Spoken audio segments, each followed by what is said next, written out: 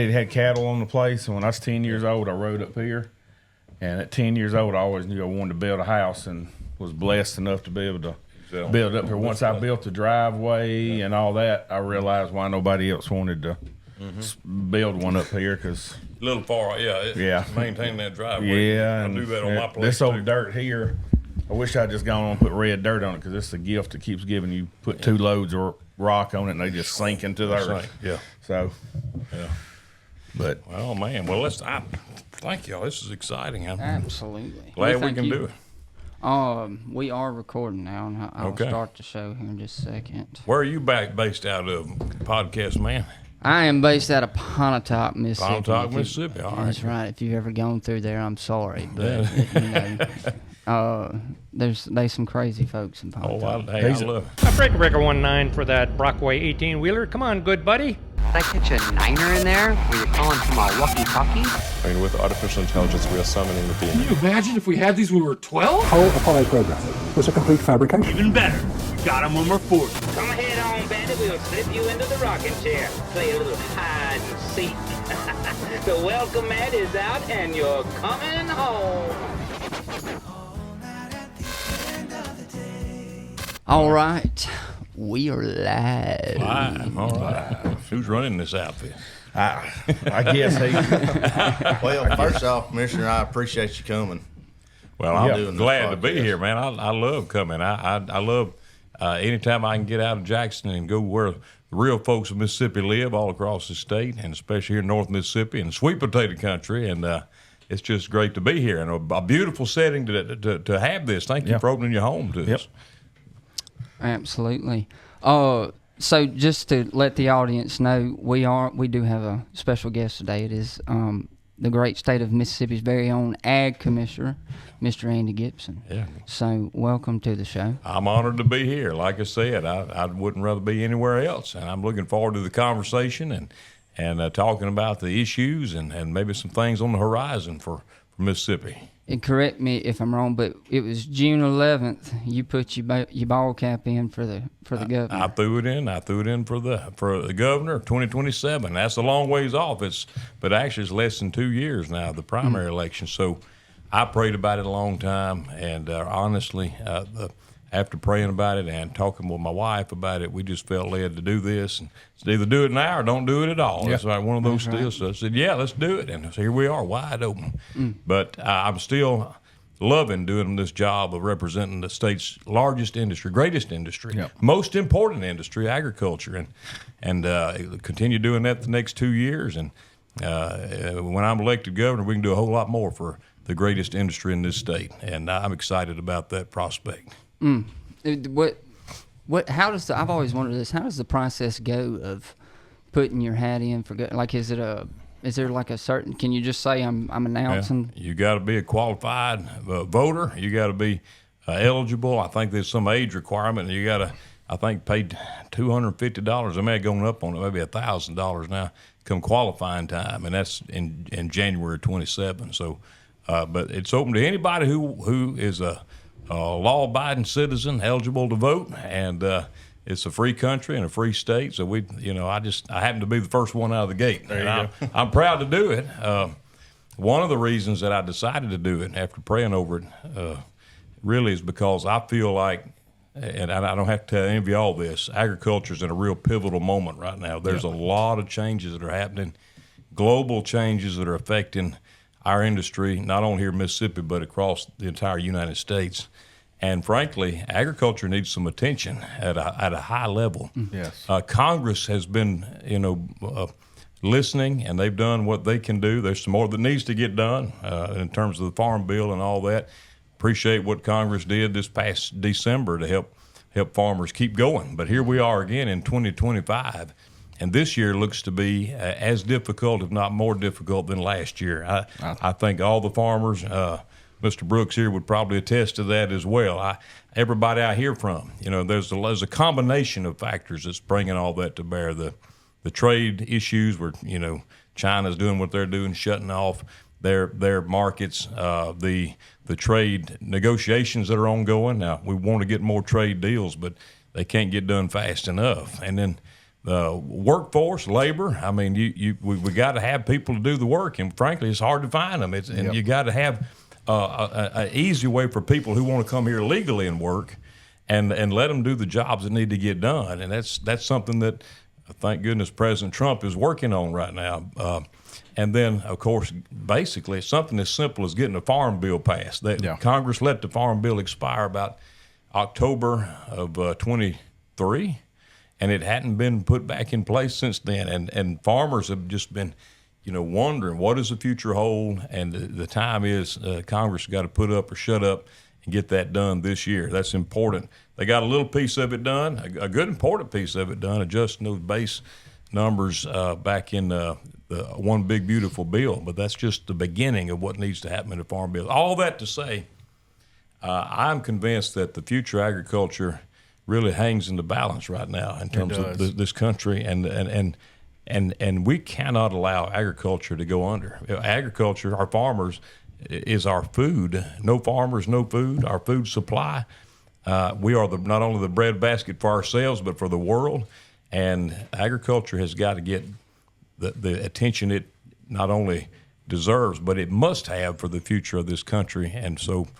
That's one of the main factors I really did decide to go ahead and get in this race. I can do a lot as ag commissioner, but what I cannot do is have an influence on, the legislation in terms of special sessions and things that just have to get done, and also the attention, the priority that our state needs to give to ag at that level. So all that is a way of introduction. I mean, I didn't expect to start off with that, but that's part of the reason, a big part of the reason I'm running for governor in 2027. Yep. Well, I mean, and I guess to touch on that, and she probably did, y'all probably did some research on what we do, but we're in the custom application business. So in Mississippi, we have 20-something machines that we do fertilizer, lime, spraying with, and the past 2 years have been especially challenging. Last year, we started out, the crop prices were bad.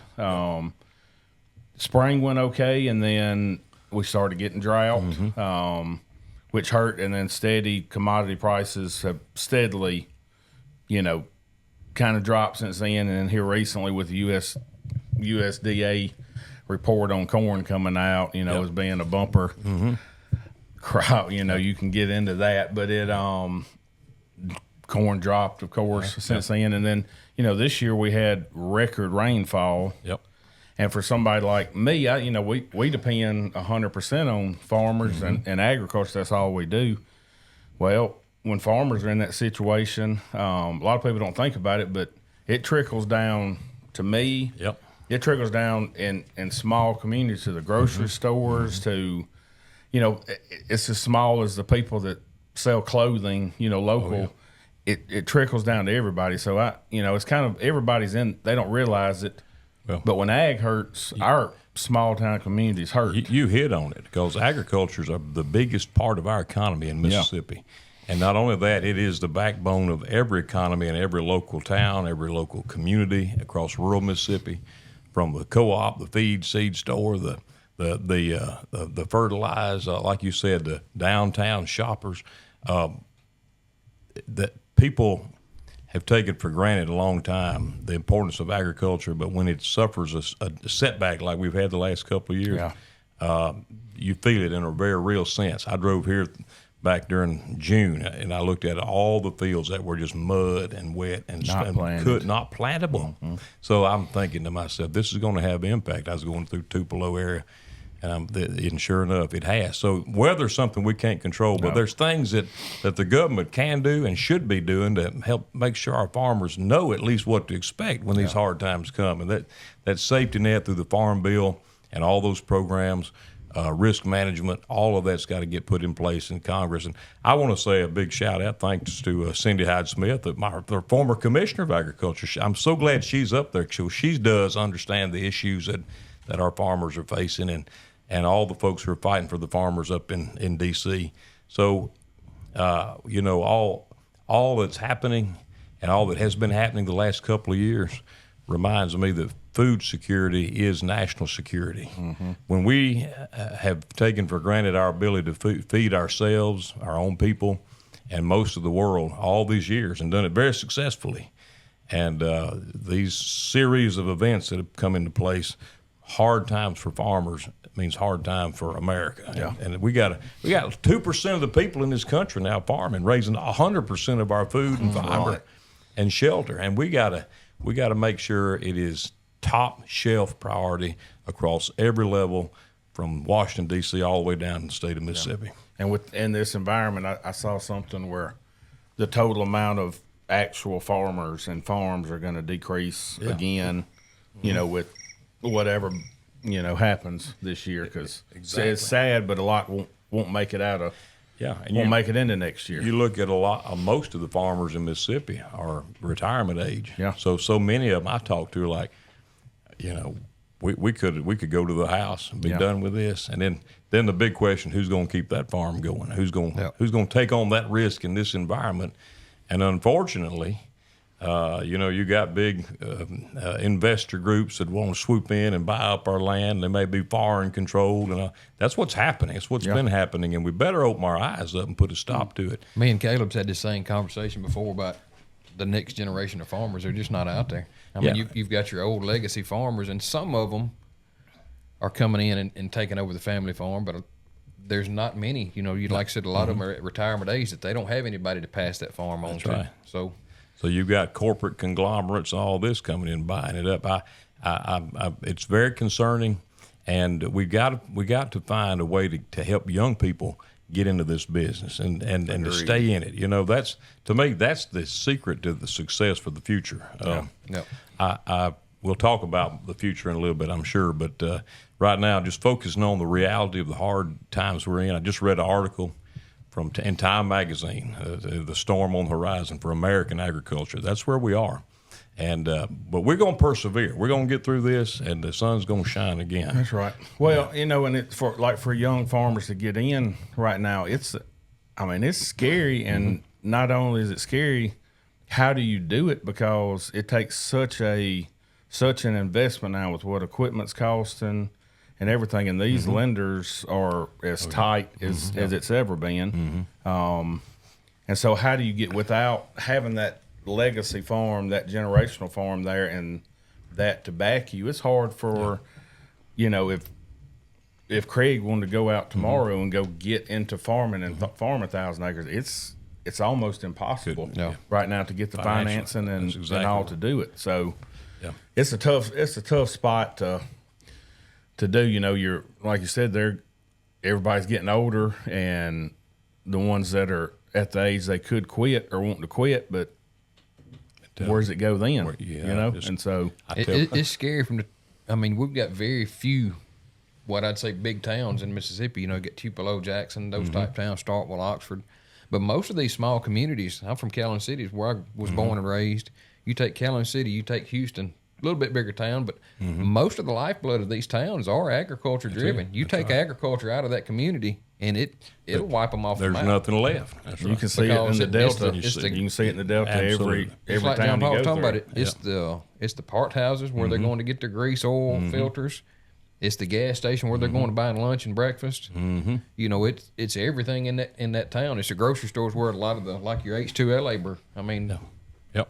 It used to be the biggest day at Thanksgiving, or the day before Thanksgiving, biggest day at the grocery store. Now it's some rainy Sunday out of spring.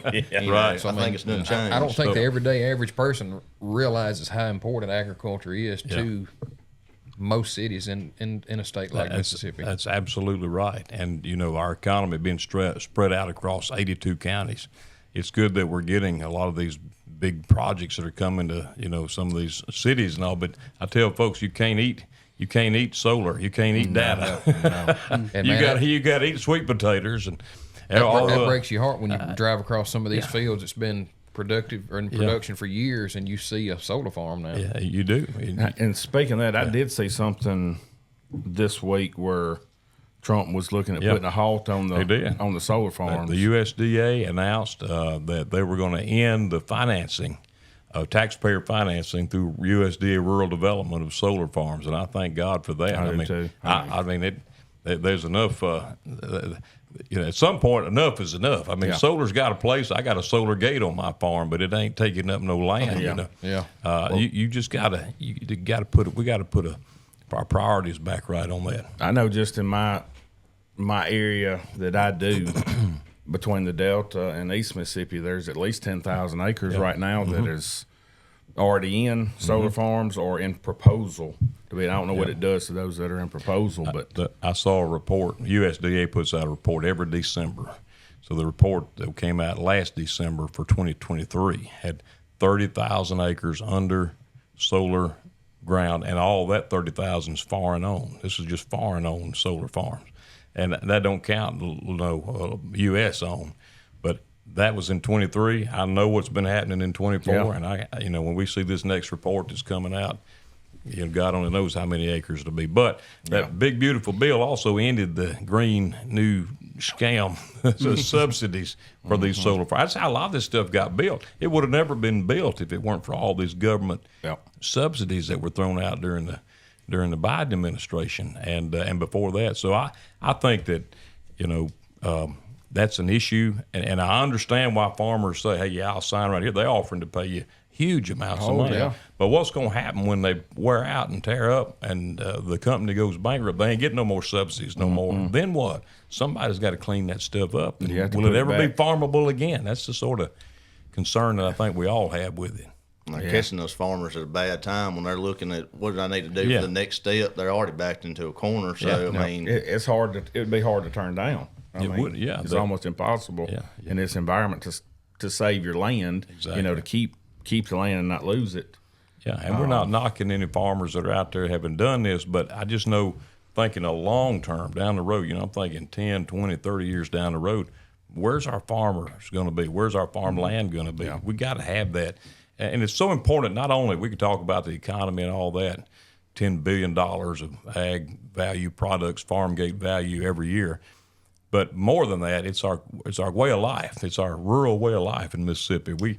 Every farmer is the original conservationist and keeping our habitat for our wildlife and the things that we enjoy, the qualities of life, the work ethic that we want to teach our kids. We can never lose that. We can never allow that to go away. And that's why agriculture is more important now than it's ever been. Yeah, I agree. If the government thinks the solar farms is so important, they got more ground than anybody. Start putting it on some of these parks and stuff that they don't know. Ain't that the dying truth? You go to Grenada Lake. You go to Grenada Lake down there, and once a beautiful place down there, they've basically walked away from a lot of those places. They don't do any maintenance on them. Yeah. And if they're that important, start putting them on some of y'all's ground and quit coming out here and taking our food ground. Ain't that the truth? That is a great point. I mean, they've got millions of acres that the government owns all across this country. And out west, far as the eye can see, with not a tree in sight. And you was talking about foreign influence on land. China's been buying up a lot of cropland because farmers are, being priced out of the industry or, whatever on a bad year, lose their farm or sell it. And then somebody like China has been coming in and that should scare or that should, alarm a lot of people if one of your biggest foreign enemies is buying all of your food supply. Absolutely. Let me tell you a true story.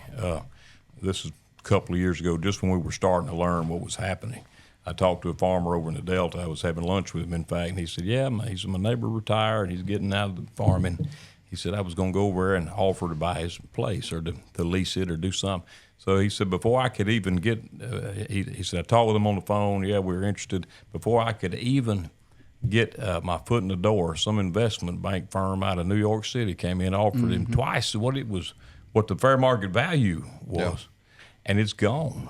And we don't know who owns that farm anymore. Some big investment company, and it is foreign-owned stuff like China.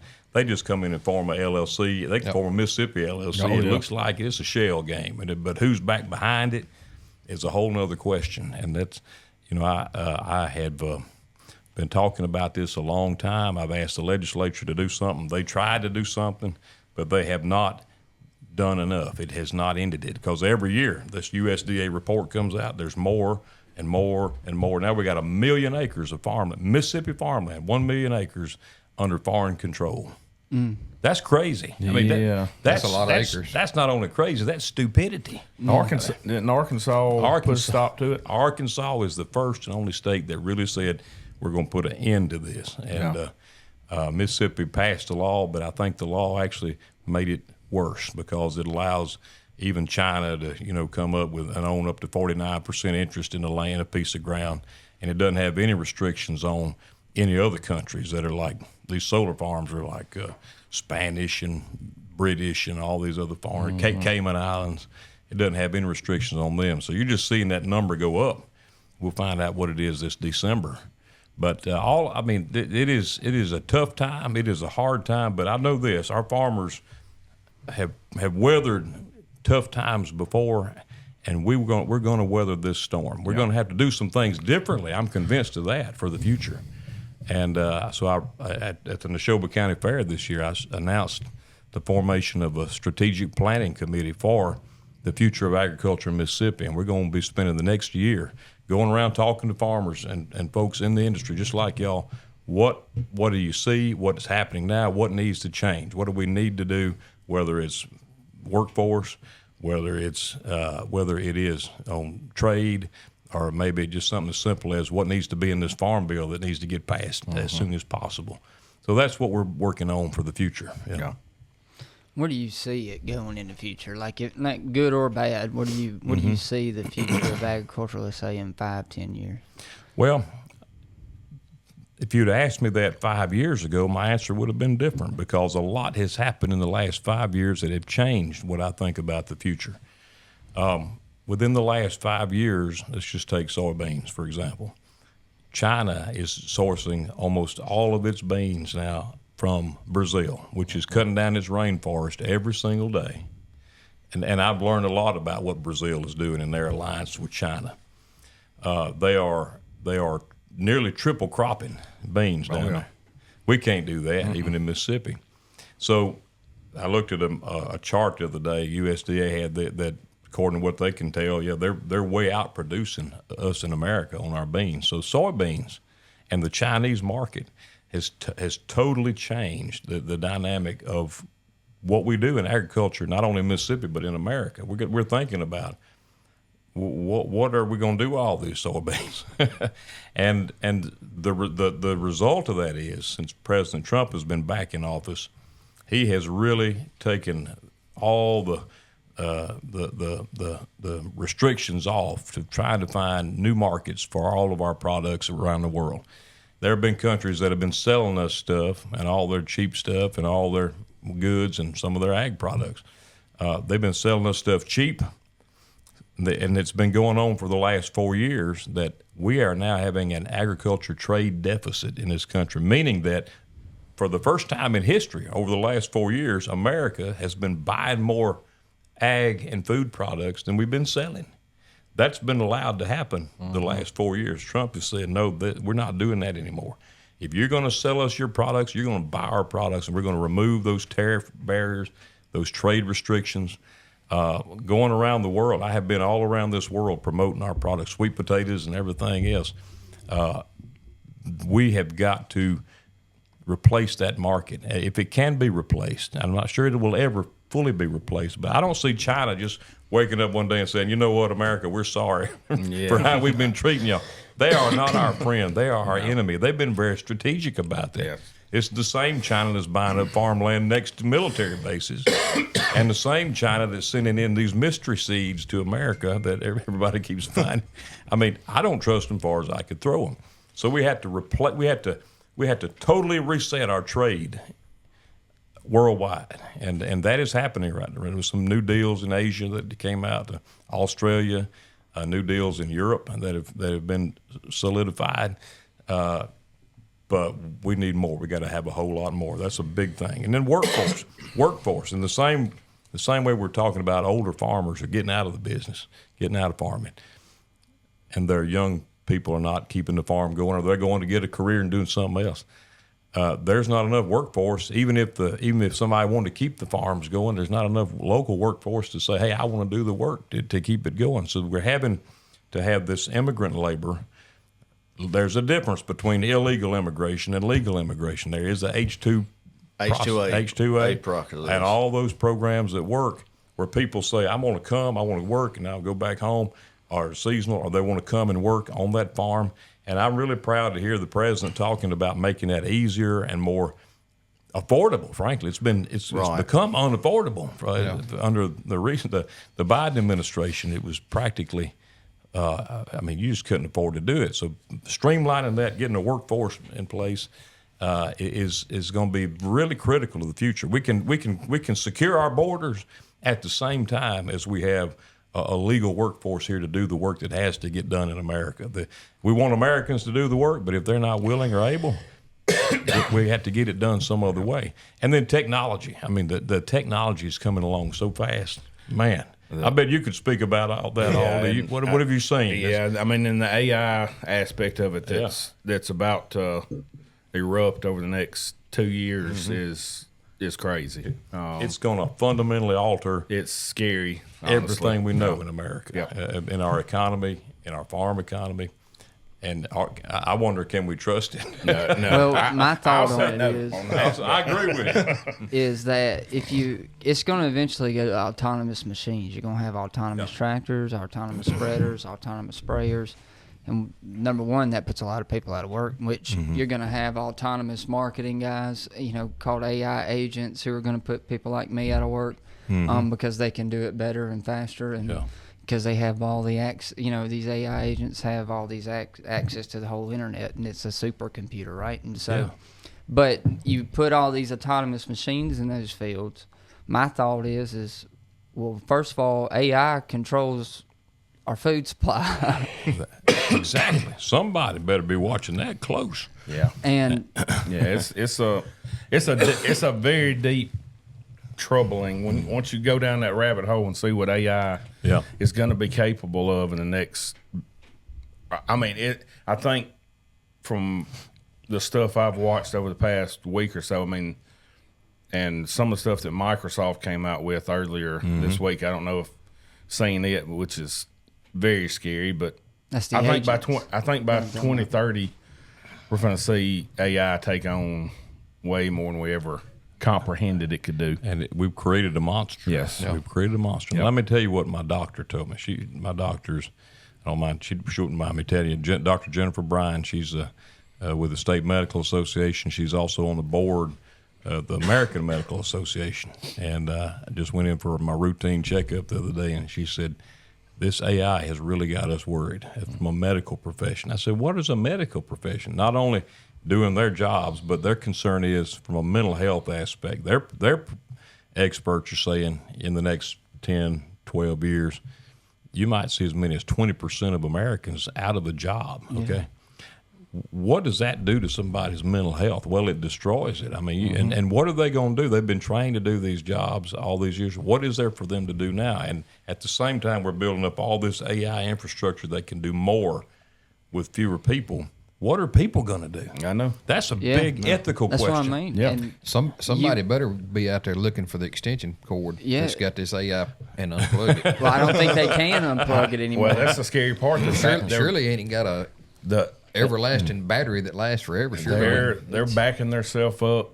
The AI is backing itself up on dark web servers and stuff to keep itself. If you disable it, it's got a backup plan. I'm telling you, it's scary. And then what you're talking about we is won't go down too far. No, but ethics, it's crazy. What you're talking about, that Microsoft release, was the AI agent, which is where it can. It's right now. It's just going to book a vacation for you, but you're giving it your payment information, your bank account information, and it can do it for you. But you're giving it that, right? Well, every app on every phone and tablet now has some type of AI, installed in it. But to go into the jobs, UPS is fixing to lay off 20,000 truck drivers and factory workers who are loading the trucks for all the shipments. Because they took their fastest forklift guy, put it up against autonomous pallet, forklifts, and it did it in 4 minutes, and he did it in 32. And so then the trucks are fixing to be autonomous, so they're laying off all these 20,000 workers. And here's something that really got my attention. I hadn't even thought about it. The military, they have autonomous jets now. And they did my nephew's in the Navy. He just got out after his term was concluded, but they did a test, a fully trained Air Force pilot versus an autonomous jet, and the jet outperformed. Yeah. It just had a better response time, better efficiency. The guy couldn't compete with it. I mean, that's coming, and so and it's only getting better. It's only getting better. I mean, that's what I'm saying.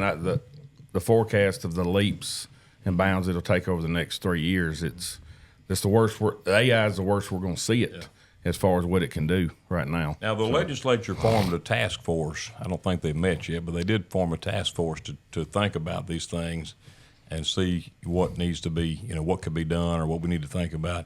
I don't think we can think about it fast enough. I think it's outthinking us. Everything we can think of that we need to do, it's already thought. It's already thought past and that. if your phone's in the room on that task force, it's listening to you. It's listening to everything we're saying right now. That's right. So they can't outthink me.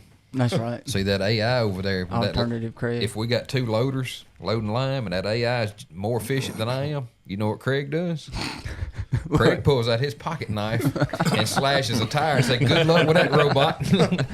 Oh, I got to tell you this. My wife, you Leslie, just got to think on your feet. Yeah, that's right. Leslie, my wife, keeps up with this stuff. She sent me an article. I checked it out. It was real. They did a test on some AI program that was working in an office setting, and they gave it some scenarios like somebody was doing something wrong, and this thing was trying to correct the error, and then one guy was trying to figure out how to disable the AI, and it came up with a plan to kill him, lock him in a room. Now this is, I'm not making this I up. know. Lock him in a room. Yeah. Under some emergency situation where he would die. Yeah. This ethics is what I'm talking about. Morals. It has no sense of right and wrong. That Has no people soul. have. AI has no soul. It has no soul. I had been working with it a little bit for social media. We doing Bigfoot videos, right? Yeah. And people literally think it's John Paul and a Bigfoot. Oh, yeah, I've had people ask me now, who's Bigfoot? I'm like, it's AI. No, It's not. Somebody's got to be. It looks so real. It looks real. Yeah. I'm like, no, it's not anybody. And then on top of that, this is the scary part. I could take John Paul and I can take his voice and a picture of John Paul and I can put it in another program that does just with voices, and I can make his voice say anything I want it to say, take that picture, have the AI make it move in real life, do anything I tell it to do, and have it in his voice say that. That's what I'm saying. Wow. And it will look just like in him. the You next won't be 2 able to tell the years, difference. we won't be able to tell what's real and not. I mean, somebody can on your campaign trail can make something of you out there in a Speedo, at Ross Barnett, fishing, and people won't know the difference. They think it was real. Yeah. Well, these are the sorts of mazes that we're going to have to figure out how to navigate over the next decade, and some of it I don't think anybody has the answer to, but it's not going away. I can tell you that it is going to become a part of everyday life. Yeah. Well, we've already built it to that. Every you walk into grocery stores, if their computer system's down, they can't sell you groceries. That's right. Mm-hmm. You go in there and need a loaf of bread. My computer system's down. We can't sell you that loaf of bread. They don't know how to take $1. Yeah, exactly. They can't conduct business without a computer system. Good. That's a really good point. But I guess that's a long way of us saying we don't know what the future is going to look like. But down a different road there. But we better be thinking about it and doing what we can today to prepare for it. I think AI is really fixing to change the whole world. Really, and that's why I brought it up, because I think it applies to everything. I mean, I think everybody is going to be facing some difficult change when that comes on. It already has. Have you noticed when you text somebody now? That's AI down there. It's automatically. It'll have sometimes a sentence filling out what it thinks you're about to say. What it thinks you're about to say is like, "Hey, Will, you want a Coke?" and it'll have like sounds great or something like it. Something, you know. Well, I tell you what, and then we'll get off the AI. But I'll tell you what, it's a long way past predictive text, you know, correcting spelling and stuff. It's got whole sentences now that answer your conversation for you. when I made that baby version of us in the AI, with made us babies for the podcast. Anyway, when I did that, the background in the wall of the background. Yeah. If you look at that deer, it's in the background. It's the same background in my office. So, and I don't have my webcam on, so it was looking at my room, and that background is the deer on my wall in the exact orientation. With the mantle that I have in my office and everything. Yeah. That's the reason I got a piece of painter's tape over my camera on my. Yeah, because somebody turn it on. Somebody broke into my laptop. You remember I was telling you about that? Somebody broke into it and took care. It's going to have some oversight, some regulation. And there was a language in one of those bills that was going to say no regulation on it for 10 years. That was probably coming from Elon Musk. Yeah. But that got taken out. There's going to have to be some standards, and that's what the American Medical Association is saying. There needs to be some guardrails on this so that it doesn't. If it hadn't already become a monster, we can't control it. It does not need to become that. It has to have some protocol to disable it or to. Well, and I wonder, is what they're worried about with AI is like all the online, like you can, like I'm sure they're coming up with an AI version of like WebMD where you go on there and AI is going to be your physician. Yeah, that you probably won't need to see a doctor. You can get it all diagnosed by a machine, what's going on, what you need to get. Somebody's building a program that they can prescribe it to you or whatever. Yeah. And it takes away the human element. That's what we're talking about. We've already lost the human element to so much of our society, our families. You go in the room, everybody's looking at their phone. What are we doing? What are we doing? Yeah. We've done it to ourselves. Amen. And we better bring back. You go to any waiting room, whether you're sitting at the tire place waiting to put tires on or you're at the doctor waiting to get seen. And just like you said, everybody's in there. What drives me crazy you could walk in there with your Speedo on and half the room wouldn't notice. They wouldn't know the They wouldn't notice because they're sitting there looking at their phone. But the doctor can look at you, take your temperature, get a read on you, look in your eyes. A machine is doing that from a whole nother place, a whole nother. No. There's no human interaction. So that's a concern. But also their bigger concern is what are we going to do with all these unemployed people and unemployable people for the next decade, 2 decades? We better be figuring out how we get some skilled guys in here because all of our plumbers, electricians, well, housing builders. That guy who they're retirement age, and there's nobody coming in that market anymore. There's nobody training to be an electrician or to build houses or to. The Google executive that left Google and is out there warning everybody about AI. He was on a podcast the other day, and the guy asked him. He said, "What profession would you recommend people, getting into, with the coming, AI that's going to take over most jobs?" And he said, "I'm telling my kids to be a plumber." Be a plumber. Some kind of trade. A plumber. You stop the toilet up, and AI ain't helping you there. No, but here's what he said. He said, now with that, anybody can be a plumber because they can take a picture of the problem, ask the AI, and it'll show them a video on how to do it. And so you won't even have to really know how to be a plumber, but there will still have to be somebody physically there to do the work. Yeah. And he said, be a plumber.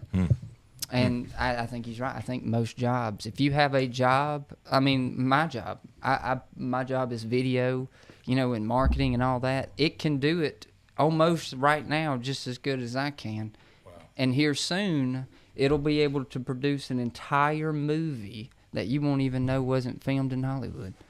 I'm telling you, that's coming within the next year. And so that's... And it can already market better than me. It just don't have the capability to do that part, right? So it's coming. Like my job will be non-existent. We're living in interesting times, and but we are human beings. We're people created in God's image, That's right. and God's given us responsibility to be the stewards of this land and of this world. And we better not let something like this take our place. If we do, it's our own fault. That it can be stopped. It can be managed. I'm not saying shut it down for everything. I'm saying manage it so that people are still in the driver's seat of this thing. Yep. Caleb, did you have any questions you wanted to ask him dealing with potato farming? Well, I was just going to say, I'll just kind of touch base on when we went to D.C. 3 weeks ago with the Sweet Potato Council. This administration has been a lot more receptive to our issues and problems. I will say we met with DOL in last year, and we went to some back far room, closet conference room, had a discussion. This time we were in the secretary's own conference room talking about our H-2A issues, which, like you said, there's two differences between illegal and legal immigration with our H-2A workers, and all we're asking for, we want seasonal workers that are affordable. You know, we don't want cheap labor. You know, we want affordable seasonal labor that we can count on. Because John Paul, he said it. He says when the farmers rained out, we're rained out. You know, we just got limited number of days, and we got to get it. And on my farm, we're just blessed with a little bit of windows that we could get it done, starting at 6 in the morning and ending at 2:30 in the morning. Right. You know, you're not going to get your average American with a family at home to kind of do that. And my guys, some keep them 10 months, and I just keep mine just probably 4 or 5 months out of the year, just when I need them. But as far as me having positions for people to feed their family and this be their career, I don't have those opportunities, or a lot of those opportunities aren't there in the ag world for my 20 guys to come in. So it makes sense to have an H-2A program. And then as far as them coming across, they've already been vetted. There's good folks. They're actually here doing the same thing I'm doing, trying to provide for my family. And there's some great people to work with, and I enjoy every minute of it. And my son was born November 1st, so when we get done harvest is about when I shoot for. We have a birthday party for him. My guys, before they go back to Mexico, they come, you know, have a big old time. And, you know, they love my kids just because, I mean, their kids are at home, so they get to see a little bit of children, you know. That's right. You know, I think a lot of folks out there that may not have been in the agriculture world or grew up on the farm, they have a wrong conception that these immigrants are here illegally, and that's not the case. This is a H-2A program where they actually go through a process. They do it the right way. And what we had for the last 4 years under the prior administration, everybody who wanted to come in the wrong way, could they just open the gates for them, you know, and wouldn't allow enough of the legal workers in here to do the work needed. So making it easier, making it streamlined. And the other thing is, to fill these jobs, you have to advertise these jobs for local people too. And only if people don't show up to do the work do you have the option to do these seasonal workers. So it's work that has to be done that the local workforce is not willing or able to do, and that's why it's so critical we keep it. And yes, I agree with you. This Trump administration is really wanting to work with us to make it where we, to put it simply, to keep the farms going. We got to keep the farms going. You got to keep them going everywhere that we have a farm. We need to keep it going for the future. Yep. Definitely. Yeah. Because without them, there wouldn't be any groceries on the shelf. Yeah, that's and right. then it's just good for our local economy. I mean, you know, like I said, the grocery store's biggest day, some rainy Sunday or Saturday. Well, they're going to the other shops and buying different things, and you know, utilizing our hometown stuff and buying parts or whatever they need to get here. So I mean, it's a good thing all the way around. These folks are here. They're doing a very crucial job that has to be done for the harvest and in most cases so that we got food to eat and keep the farms going. So, yeah, we're having good results in D.C. What else y'all talk about in D.C.? Well, I talked about the bill that they're trying to all work on. I mean, there's just a lot of hope, when we went up there this year compared to last year. I mean, everybody's we met with USDA and DOL, and I'm going to revert back to last year. Well, that's a DOL problem. Well, that's a USDA problem. Hey, we went up this year. Those folks are talking to each other. They're trying to get solutions. I mean, everybody's working like a team, like it should, because at the end of the day, podcast name, but anyway, at the end of the day, we're all trying to take care of our family, and then if we can and able to, we'll help out our neighbors. And I mean, I think, just everybody needs to come together as a team. That's right. One does good, we all do good. Agriculture is not political. I mean, agriculture keeps us all fed. Farmers keep us fed, and it's something everybody. That's one thing I really like about this job. It's something everybody can agree on.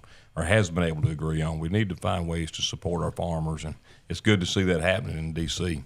again. It was across the aisle. Very refreshed trip, Yep. Going up there this time. And never what I thought, 10 years ago when I started my farm, I'd be going to D.C., but I have learned that, and that's, we talked about social media and stuff and, agriculture. Well, you get in the youth of agriculture. Well, you get on there, and I'm trying to start some of it myself, and just like John Paul and them are doing, nobody can tell your story better than you can. So educating the American consumer on agriculture, and anytime you can talk about agriculture or get in front of a microphone or whatever, you got to do it because nobody's going to do it for us. And so, ag has probably been misconstrued over, however long that, farmers are killing us, whatever. Well, sometimes we need these inputs to make what we need doing. And I think it's just all on an education basis. And, instead of they just being force-fed, wrong information. Right.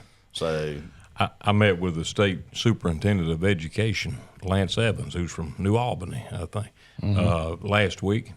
And one of the things that we talked about was ag in the classroom. We need more of that. We need more Future Farmers of America chapters. We have fewer than half of the school districts now that even have a FFA chapter now. So how do we get those in? Somebody came to me from DeSoto County. They don't have one in DeSoto County, one of the biggest counties in numbers of students in the state.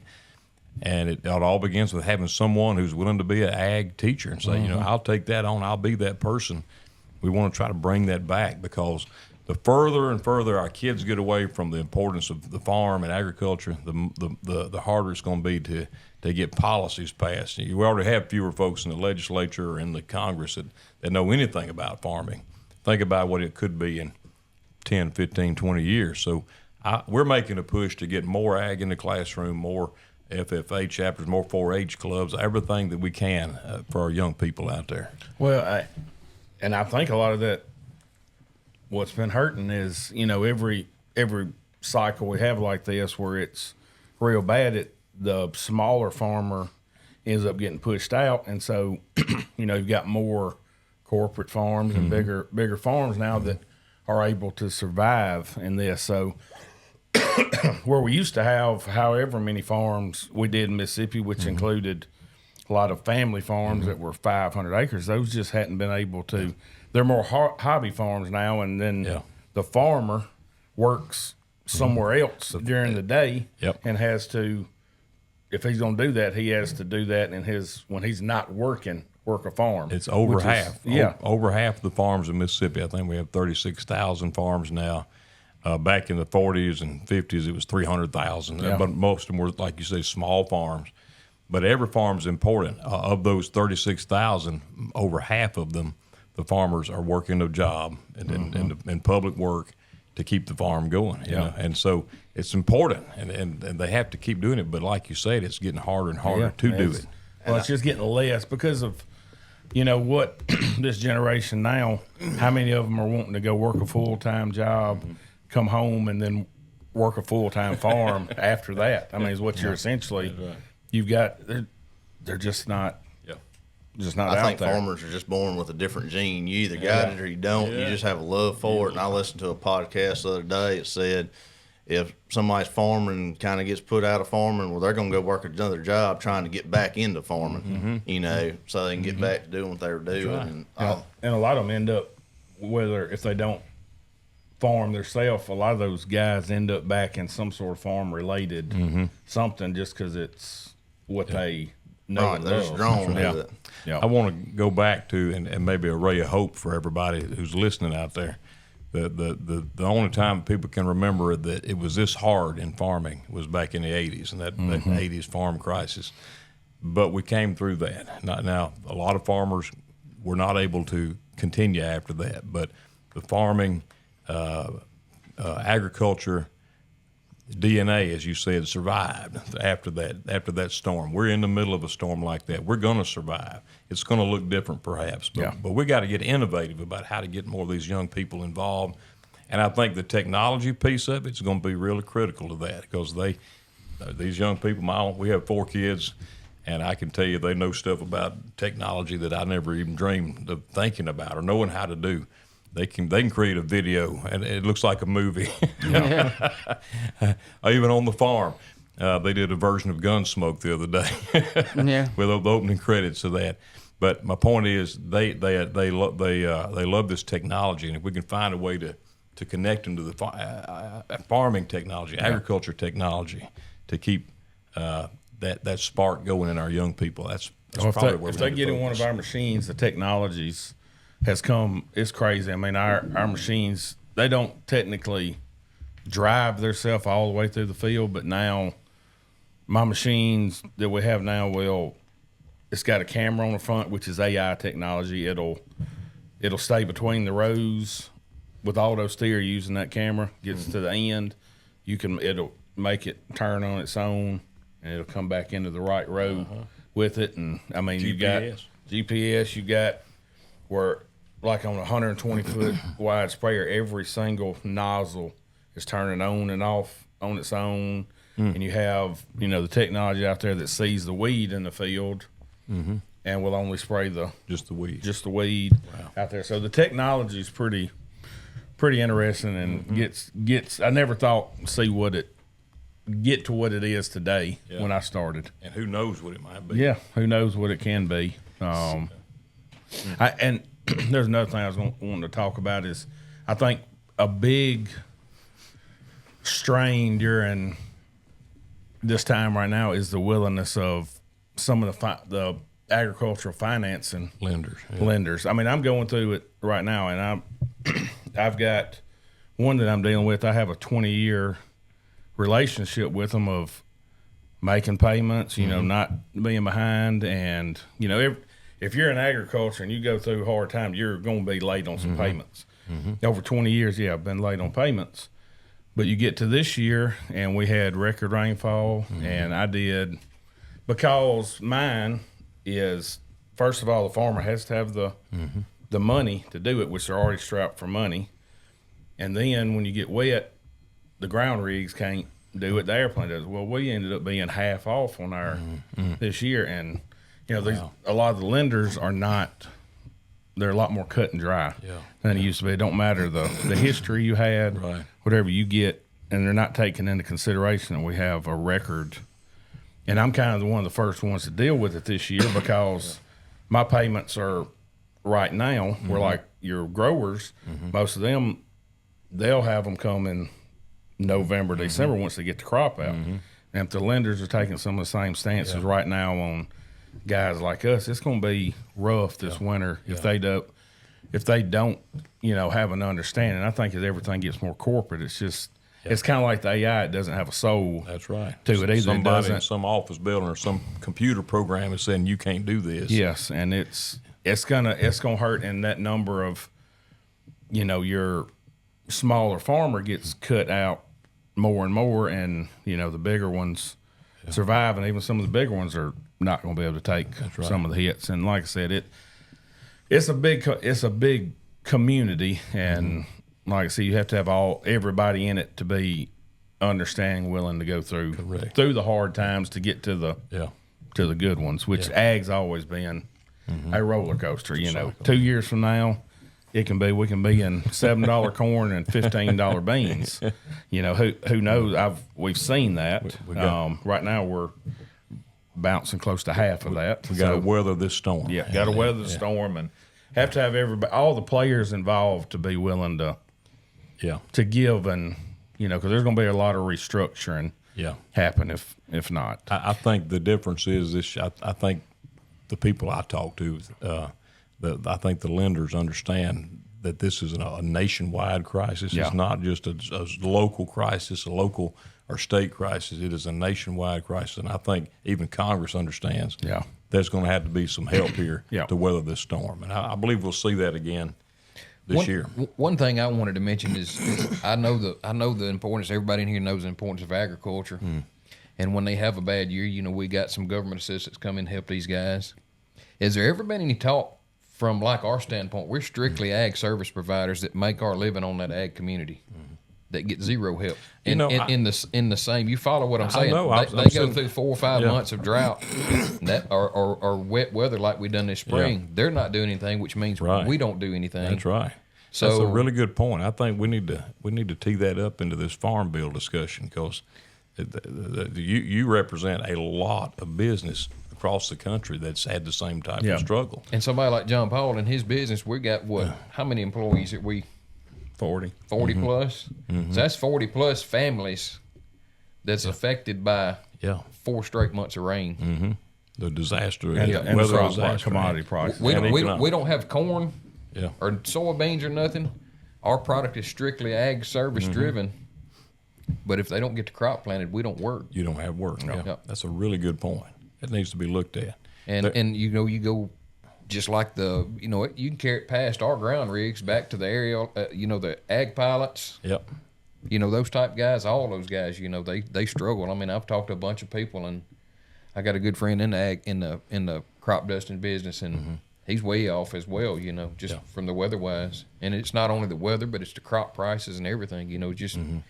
It's affecting everybody, and we've never been included in that in that pile of assistance or whatever. That's a very good point. It needs to be brought. One thing that is happening, I think, every industry group that I'm aware of is really on the same page, communicating to our leaders in D.C. from the president on down that this is crunch time. This is make or break for agriculture, and I think anything like this we can add to that discussion. We need to do it now. We don't need to wait and just hope they figure it out. We need to let them know this needs to be a part of your farm bill to help weather this storm. Well, there's no bigger advocate in this room for agriculture than Brooks Custom Application, I can promise you. Because if the farmer's doing good, we don't have a problem. Right.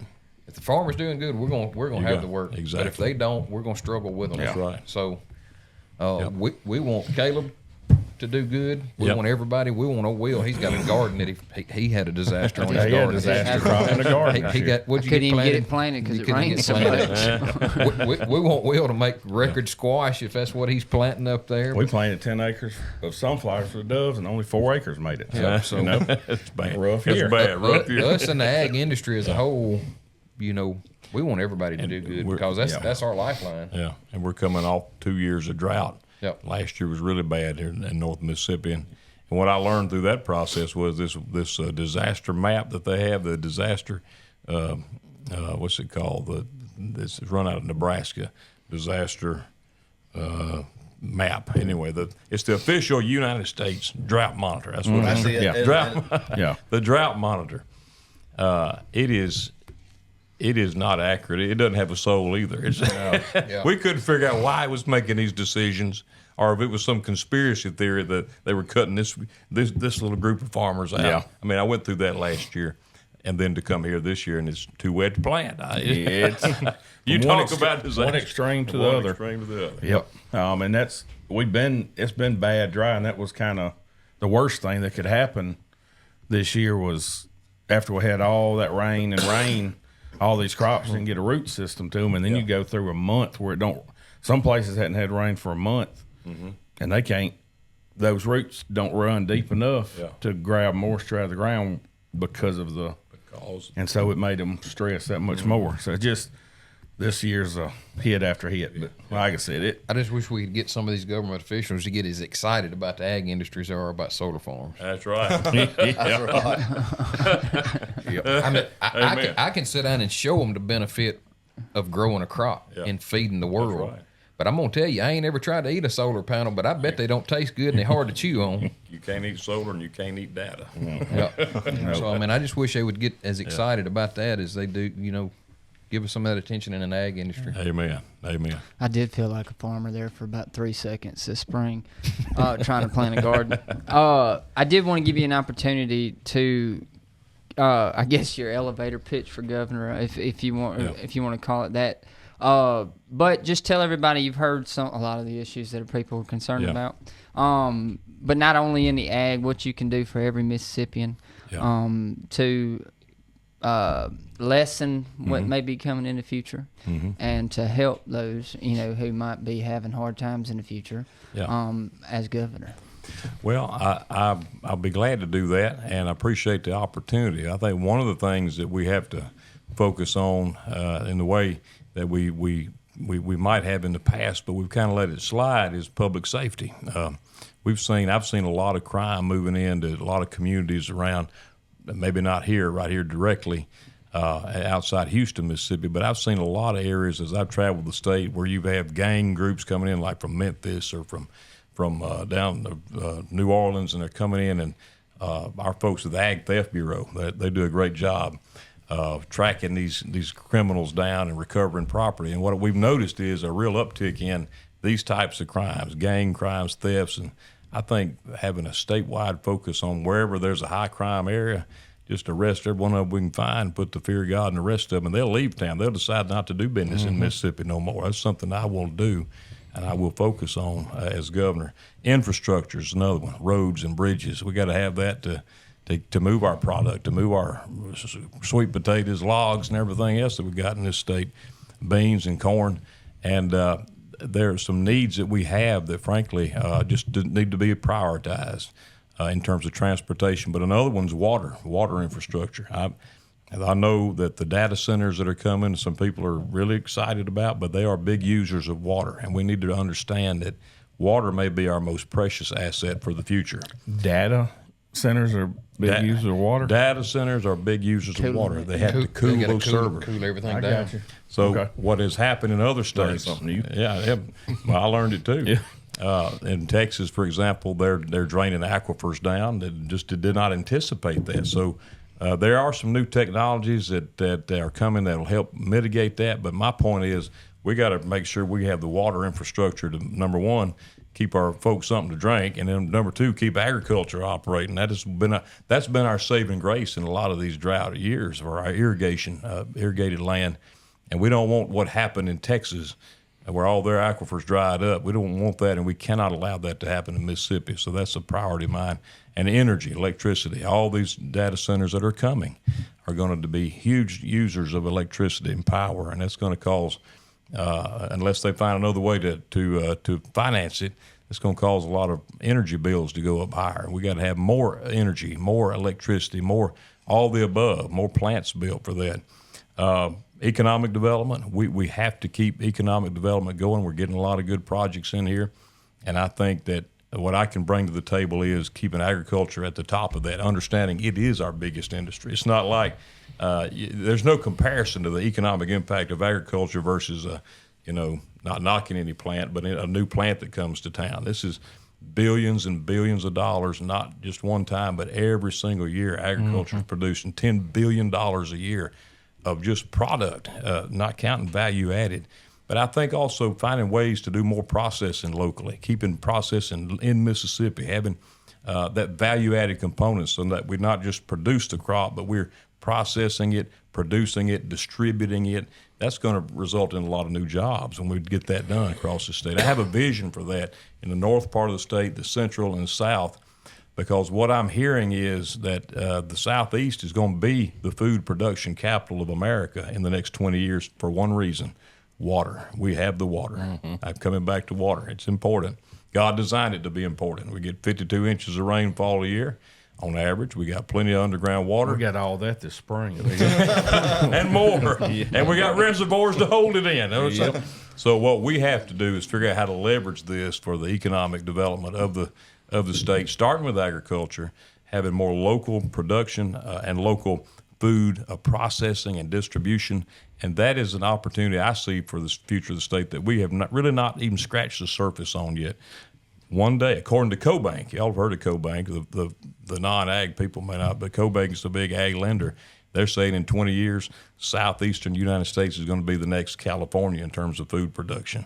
And we don't want to be California like California is, but we will be able to produce the type of food, that level of produce and all the varieties of food. So economic development, bringing in the jobs, but keeping agriculture strong too. And then, we're going to have to be more efficient as a state. We're going to have to do more with less because the bill was passed to eliminate the income tax. It is not eliminated. It's going away over a long period of time. But doing more with less and running the government more efficiently, there's a lot of things that we can do. And I've done one of those things. We were able to combine the fairgrounds, state fairgrounds, which was a separate agency, and the central market, which was a separate market agency, with the Department of Ag. So we combined three agencies into one.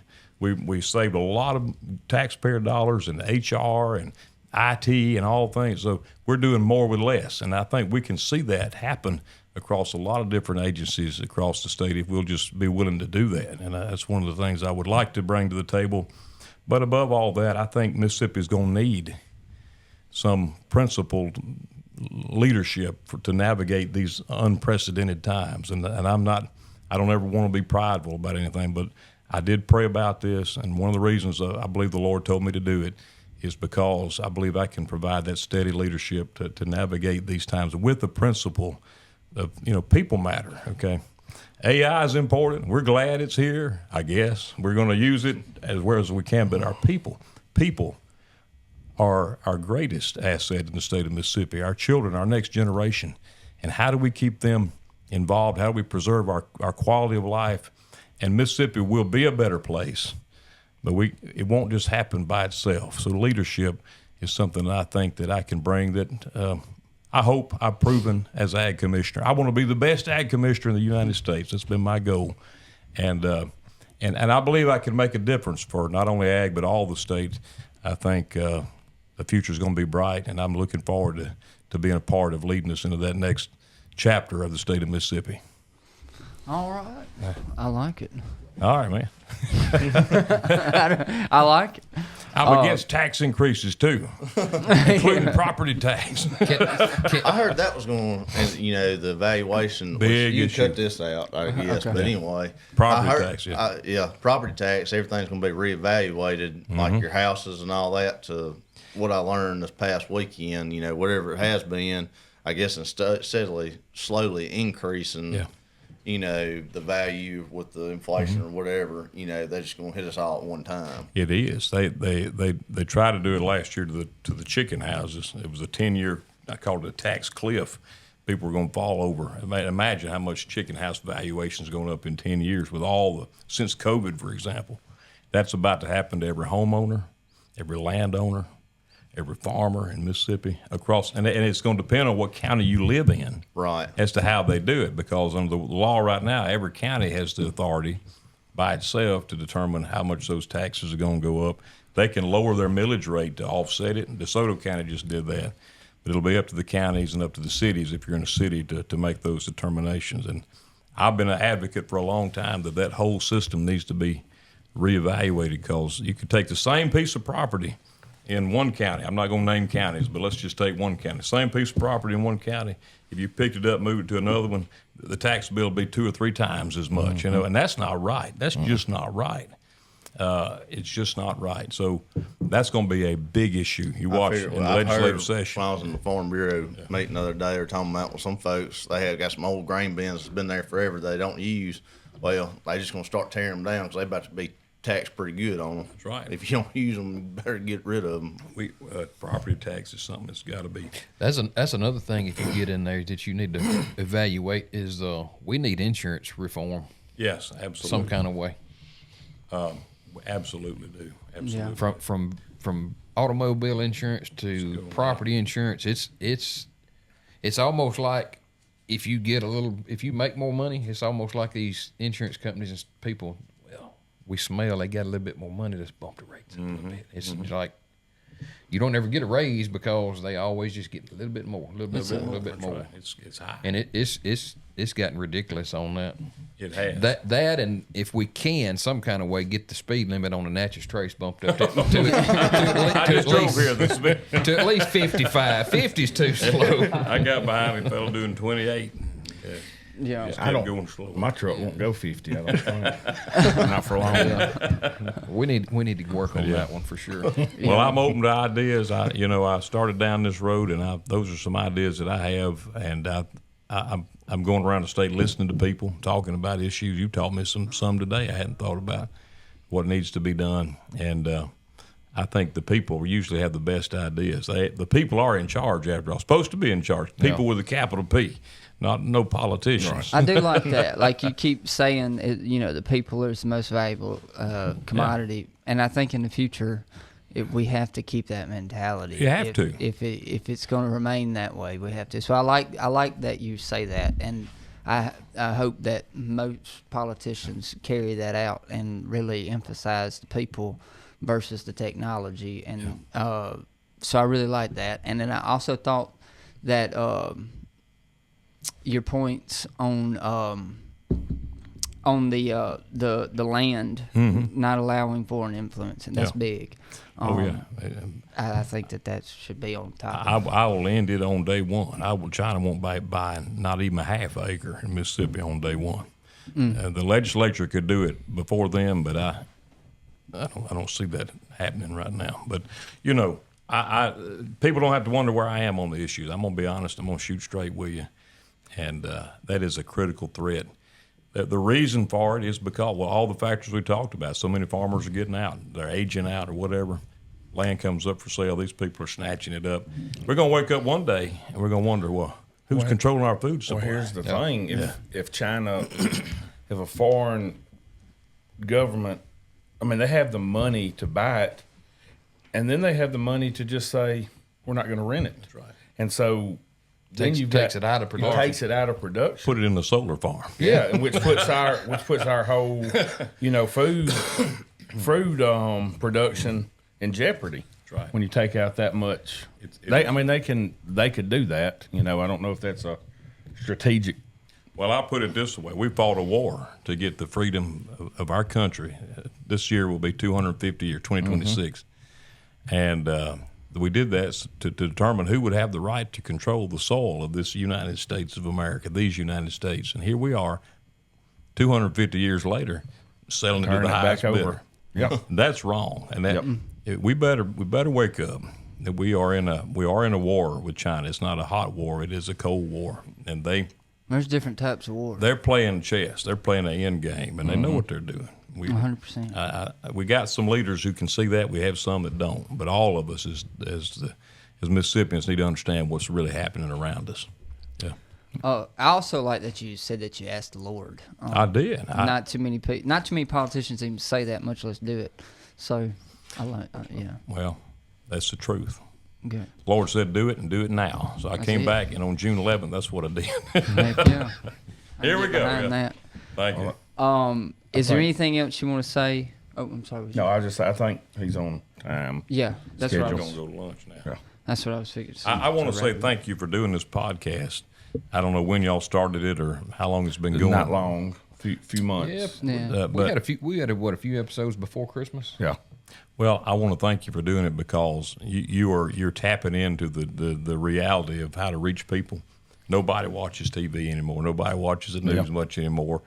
But people listen to podcasts, and getting the message out like this is tapping and helping reach that next generation to the young people. So thank y'all for doing it, and thank y'all for listening out there in podcast land, and I hope to see y'all soon somewhere in Mississippi. And we really thank you for coming on that. Thank I you. mean, 100%. You didn't have to do this, and so we really appreciate that. Glad to do it. And I will get your team some short clips that y'all can use to put out from the podcast. Thank you very much. Absolutely. You're not going to turn us into babies or nothing, are you? No, I won't turn you into a baby. Nobody's done that to me yet. I won't turn you into a baby. Big thanks over here. Caleb's our first. Yeah, and two I thought about this a second ago. I said we got a special Yeah. guest, but we had two. We got a return. He's our first return guest. Yeah, and so sorry about that. I actually thought about that after I said that, and I was like, "Geez, I'm just here for moral support." Enjoyed it. But anyway, that's it. We are out, and we appreciate you, and we thank you. Thank you. Appreciate y'all. Yep. Take care. Enjoyed it. Yeah, me too. I'm looking forward to it.